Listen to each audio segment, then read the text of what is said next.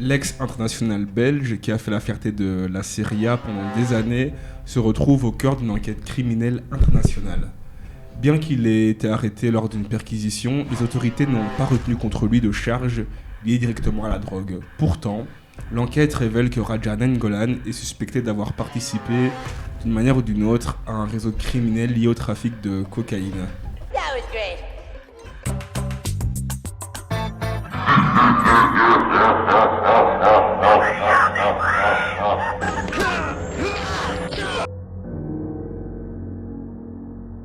NJ, comment ça va ? Ah, ça va et toi ?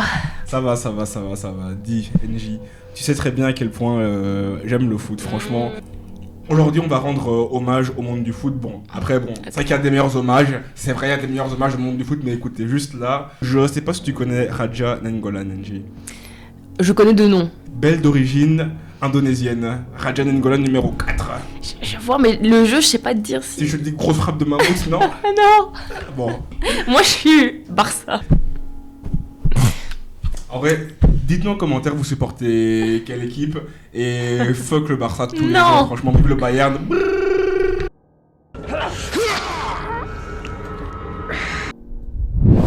Raja Nainggolan a été libéré sous condition après son audition par le juge d'instruction. Selon At Last News, l'ex-Diable Rouge aurait donné plusieurs dizaines de milliers d'euros à un homme de 33 ans, condamné, qui est nul autre que le frère cadet d'Ashraf Sekaki, un Belge d'origine marocaine notamment connu pour s'être évadé de prison en hélicoptère en juillet 2009. C'est possible. Ça savais lui vendre cette histoire. Alors là. Ah franchement, ouais, genre ils sont très ingénieux, nos criminels, pour s'évader de prison, t'inquiète. Et bon.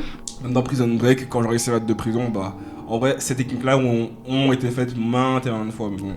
Pour l'image des prisons, tu vois, genre ils vont pas quand même dire à chaque fois qu'il y a genre une évasion, une fois spectaculaire, ils vont pas quand même... même si en général ça s'ébruite assez vite, mais voilà quoi. Les perquisitions menées par la police ont mené à plusieurs arrestations, dont une trentaine à Bruxelles et Anvers.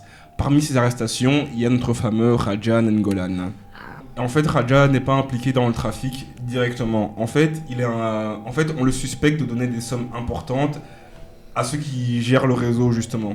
Mais bon, Ok. genre, il n'est pas dit qu'il sait bien qu'il fournit ce réseau-là en argent. Juste, peut-être que naïvement, il donne de l'argent comme ça à ses potes, parce que c'est comme ça qu'il se défend, Raja. Il dit que de base, c'est des connaissances et que juste, il aide ses connaissances financièrement, tu vois. Comme tu peux aider la daronne ou tes potes, tu vois. C'est possible, hein, c'est grave ça. possible. Et là, c'est ce qu'il défend, tu vois. Mais bon, Ok. ses potes sont connus pour gérer un trafic de drogue XXL. Ah. Les avocats de Nainggolan ont tenté de le défendre en affirmant que ses dons étaient purement humanitaires, une manière pour lui d'aider financièrement des personnes dans le besoin. Il souligne qu'il n'a jamais eu l'intention d'aider quelconque réseau criminel, mais la question qui se pose c'est: est-il tombé dans les griffes d'un réseau sans le savoir ? En vrai, c'est chaud quand même comme histoire. Si il est vraiment pas au courant, c'est chaud. C'est vraiment chaud, c'est vraiment très chaud. Mais avant de revenir sur l'affaire Nainggolan, il faut que je te dise où se passent toutes ces transactions criminelles, tu vois. Ok. Où est-ce que les criminels font leur trafic. Et c'est à notre fameux port d'Anvers de notre belle Belgique. Super, génial. Oui. Il faut... Enfin la Belgique. Let's go, vive Belgique, Belgique.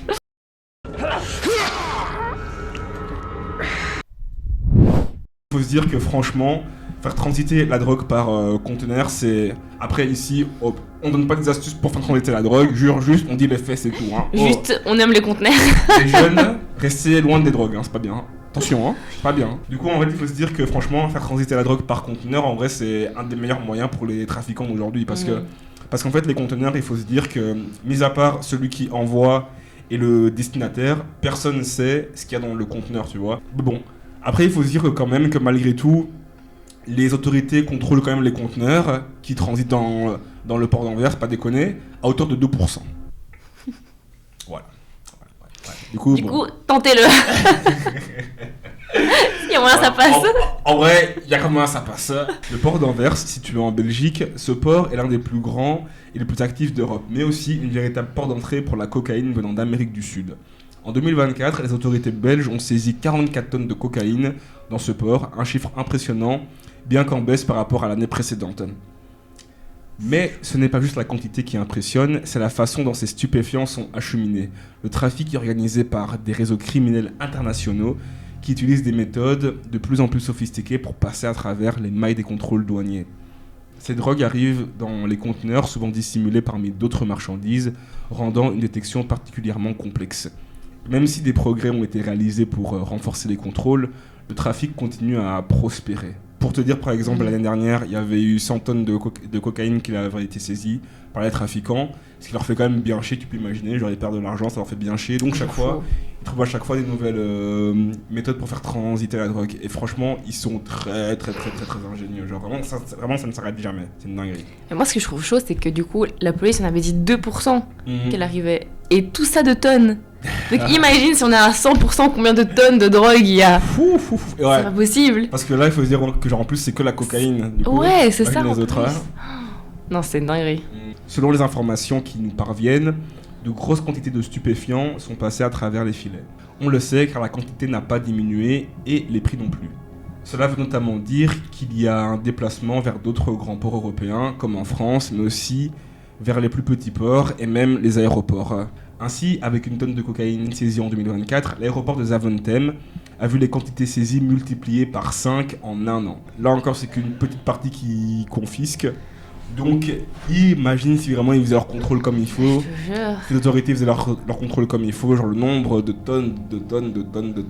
En plus, franchement, ça me fume, moi. Je suis en mode. Mais depuis combien de temps que les autorités se battent contre ces drogues-là, contre la cocaïne et tout? Déjà à l'époque de Escobar. Hein. Ils ont pas trouvé un truc pour mieux les trouver? Non, en plus, je pense que Escobar a quand même influencé une grande génération de narcotrafiquants là. Je te jure, ouais. Depuis, alors gens on voit que c'est possible. En plus, franchement, Escobar il avait quand même des stratégies de baiser en mode il amenait la drogue depuis la Colombie en sous-marin, un truc comme ça. Ouais, je te laisse tomber en avion. En mode il avait carrément construit un aéroport pour faire transiter sa cocaïne. C'est des malades. On observe également une évolution au niveau des produits trafiqués avec l'apparition de cocaïne de synthèse fabriquée dans des laboratoires installés en Belgique, sur base de produits mélangés à du jus d'orange ou du charbon. Ouais, du jus d'orange, hein. Du charbon? Mais en vrai, je trouve que quand ils trouvent la drogue, ils devraient la revendre. On n'aurait plus de dettes dans le pays. Il y a trop d'argent là à se faire. Je sais pas s'ils le voient, mais... Oh, à la place de consommer comme ça en cachette. Tu parles de nos chères autorités, non? Ouais. Du coup, tu l'auras bien compris, Raja Nainggolan, non, n'est pas ce baron de la mafia de la drogue. Après, qui sait, mais non. Genre juste là, il est interrogé, impliqué dans l'affaire, plus par rapport à sa naïveté, quoi. Genre on se demande encore une fois, comme je t'ai dit, est-ce que par hasard, naïvement, il n'a pas donné de l'argent à des trafiquants qui considéraient comme ses amis, mais au final, tu vois, genre on est sûr de rien. Même si tu vois, c'est un bon footballeur qui a fait ses preuves et que là maintenant il porte le numéro 44. Genre on sait pas, peut-être que ça se trouve il est au courant de ce qui se passe, ça se trouve il est au courant de ce qu'il fait, même il a des parts importantes, on ne sait pas, tout le monde on ne sait pas, bordel de merde, on ne sait pas. Donc il n'y a aucune preuve là. Là pour l'instant, la seule preuve qu'ils ont c'est qu'il est en contact avec ces gens-là et qu'il leur donne des sous, mais ça veut tout et rien dire en soi. C'est ça, après c'est vraiment tes potes. Ah je t'avoue. Est-ce que t'es pas un peu au courant? Ça, la justice va trancher. Les montants d'argent qu'il aurait donnés à des individus ne semblent pas correspondre à une tentative de blanchissement massif, mais plutôt à un geste de générosité de la part du footballeur. Cependant, dans un environnement aussi corrompu, il est difficile de savoir si ces dons ont été détournés à des fins illégales. Le combat contre le trafic de drogue à Anvers est très loin d'être terminé. Chaque année, de nouveaux dossiers sont ouverts, de nouvelles arrestations sont effectuées, mais malgré les efforts, le port reste une zone de passage privilégiée pour les criminels. En 2024, plus de 240 personnes ont été condamnées pour leur rôle dans ces réseaux, et des millions d'euros ont été saisis, sans compter les armes et les véhicules. Cependant, comme l'a souligné un porte-parole des autorités belges, bien que la stratégie soit de plus en plus efficace, la criminalité organisée évolue constamment. Mais la réalité est que les trafiquants trouvent toujours de nouvelles façons de contourner les contrôles. Des méthodes de plus en plus sophistiquées et les sommes d'argent colossales en jeu rendent cette lutte complexe et sans fin. L'arrestation de Raja Nainggolan dans ce cadre n'est qu'un chapitre dans une histoire bien plus grande, celle du trafic de cocaïne via le port d'Anvers. Un trafic qui touche bien plus que les simples consommateurs de drogue. Il engage des millions d'euros, des vies humaines et des personnalités publiques comme Nainggolan. Le port d'Anvers, avec ses milliers de conteneurs, reste un point névralgique pour le passage de drogue en Europe. Et malgré tous les efforts pour le contrôler, la criminalité trouve toujours de nouvelles failles. Nainggolan, qu'on connaît pour ses excès et sa personnalité flamboyante, se trouve désormais au centre de cette histoire. Pris entre sa générosité et la réalité des réseaux criminels, la question qui reste en suspens.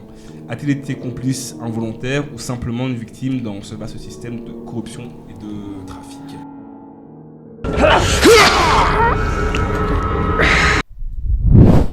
Est-ce qu'il aurait pu traîner avec des types comme ça auparavant? Je t'avoue, je pense pas non plus. Hein. Genre, c'est vrai qu'en soi, il a un caractère assez difficile, Nainggolan. Genre, même souvent, avec ses coachs. Ah ouais, je me rappelle de lui. Il avait souvent des embrouilles avec ses coachs. Et puis, il avait un peu cette image de mauvais garçon, comme ça, par la presse. Après, tu vois, de là, traîner avec des traficantes et tout. Genre, je pense pas non plus, à ce point-là. Nainggolan, c'est juste un peu en mode une tête brûlée comme ça. En mode, c'est pas rare que des fois, à l'entraînement ou sur le banc, il allume sa clope ou tu vois, genre il est un peu bourré, des trucs comme ça, tu vois. Genre, pas vraiment ce qu'on attend d'un footballeur de base, on va dire, qui montre bien l'image. Tu vois, comme CR7 qui est toujours propre sur lui, toujours en forme. Lui, tu vois, genre, il a plus cette image de footballeur qui s'amuse en soirée, etc., qui boit, tu vois, qui s'en bat un peu les couilles des règles. Enfin, des règles. Un peu ce qu'il veut, quoi. De son image toute propre, toute lisse, exactement, quoi. Vraiment, il s'en fout. Ok. Genre, t'as un peu qui s'en fout, qui fait juste son taf, qui fait ses sous et qui kiffe sa vie, quoi. C'est un kiffeur, je pense. Ok, ouais. Donc ça, le problème, c'est que malheureusement, avec cette image-là, t'as envie de dire qu'il pourrait avoir ses fréquentations. Ça, et donc t'as envie de dire qu'il est peut-être au courant, qu'il lui-même donne de l'argent peut-être pour lui en avoir, tu vois. Ouais, alors que si c'était Messi, par exemple, genre, qui irait soupçonner que Messi... Il serait comme ça, il comprendrait rien. Je te jure. Genre, le type qui a fait la vidéo où il l'imite, c'est trop fort. J'ai jamais vu quelqu'un aussi bien imiter Messi. Ouais. Avec les grosses sommes qu'il a. Bon, en vrai, je t'avoue, ça me surprendrait pas qu'il le donnait un peu comme ça à ses gars sûrs. Ouais. Et qu'il a un peu gardé, tu vois, cette mauvaise fréquentation de l'époque. Si en plus il est croyant, logiquement, c'est pas quelque chose qui va avec ses valeurs, mais. Logiquement. L'entourage, après, voilà. À voir. Du coup, voilà. Bon, après, je sais pas si t'as autre chose à dire par rapport à ce true crime-là, enfin, ce podcast-là, Neji. Encore une fois, tu saurais pas dire si c'est possible ou pas. Dans les deux cas, c'est possible, comme il peut être innocent. Ouais. C'est ça. Du coup, ouais. Et après, je t'avoue que dans le foot, je pas que je le connais super fort, super bien. Juste, c'était un bon joueur, je pense, selon moi. De mon point de vue. Bien aidé pour les Diables Rouges en 2018. Putain, franchement, petit aparté, mais franchement, on n'aura jamais une équipe aussi forte que ça. Putain, on est foutu la Belgique, bordel. Depuis, les Français nous frappent comme ça, vraiment, on est leur pute. Ah, ils sont trop contents, ils nous valent à chaque occasion. Mais putain, et le pire, c'est que vraiment, on peut rien dire. Je te jure que depuis 2018, moi j'abandonne. Genre, je me dis, écoutez, oui, c'est bon. Genre, on est beau. Là, vraiment, on est petits frères dans le foot. Oui, c'est bon, oui, c'est bon, c'est marrant, oui, ok. Oui, quand ça démarche, c'est bon, mais. Le pire, c'est qu'on a dansé avec eux, tu vois, tu peux rien dire. Moi, j'ai pas dansé. Moi, je tiens à le dire. Moi, je suis resté. Bon, peut-être que j'ai goûté le son quand il est sorti. Voilà, tu vois, c'est bien passé. Corsaverse out, c'est bon, on arrête là, c'est bon, moi je suis content, c'est bon. Le casse, moi, c'est bon, arrêtez, c'est bon. Abonnez-vous.